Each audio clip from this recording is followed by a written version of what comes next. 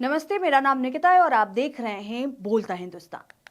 आज हम बात करेंगे उस चुप्पी की जो भाषणों से ज्यादा लंबी है और उस विदेश नीति की जिसके बारे में सवाल तो बहुत है लेकिन जवाब कहीं दिखाई नहीं देते।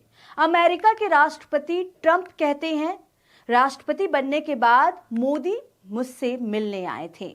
उन्होंने कहा, सर प्लीज क्या मैं आपसे मिलने आ सकता हूं, ये जरूरी नहीं है, जरूरी ये है कि आप प्लीज पर ध्यान दीजिए। एक बार सुनिए आप भी कि ट्रंप ने क्या बोला है और कैसे बोला है।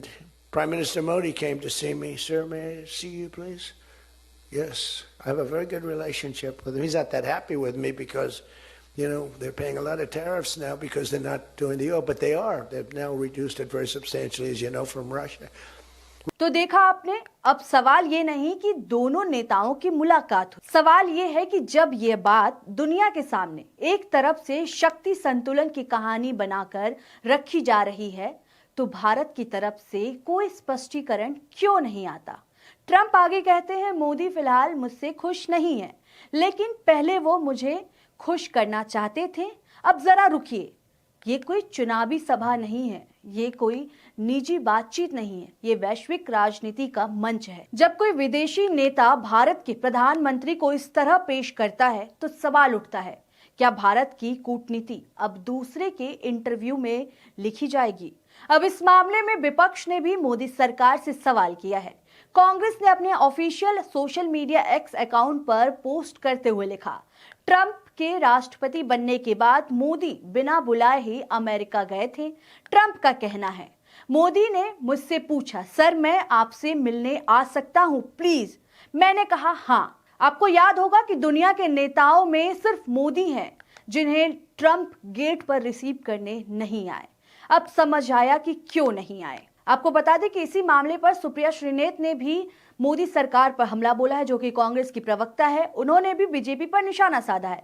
सुप्रिया ने सोशल मीडिया पर एक वीडियो शेयर करते हुए बोलती हैं कि ट्रंप के राष्ट्रपति चुने जाने पर भक्तों के पास बिना बुलाए ही अमेरिका जाकर मीटिंग के लिए गिड़गिड़ाएं। देखिए एक बार क्या बोल रही हैं सुप्रिया अपने वीडियो में।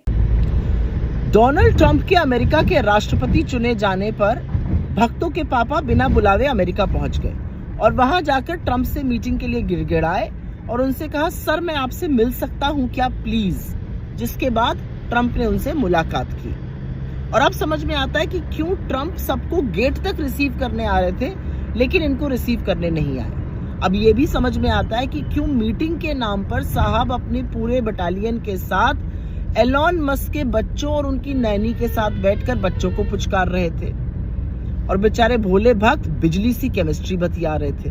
ये सारे दावे डोनाल्ड ट्रंप के हैं। अगर वो झूठ बोल रहे हैं तो प्रधानमंत्री मोदी उसका साफ स्पष्ट शब्दों में खंडन करें और कहें कि अमेरिकी राष्ट्रपति झूठ बोल रहे हैं। और अगर वो सच बोल रहे हैं तो नरेंद्र मोदी जी भक्तों को बरगलाने के लिए इस देश की कितनी और तौहीन कराइएगा। तो सुना आपने सुप्रिया को। इसी के साथ आरजेडी प्रवक्ता प्रियंका भारती ने भी ट्रंप के वीडियो को पोस्ट करते हुए लिखती हैं, ट्रंप, मेरे प्रेसिडेंट बनने के बाद मोदी ने कहा, सर क्या मैं आपसे मिल सकता हूं।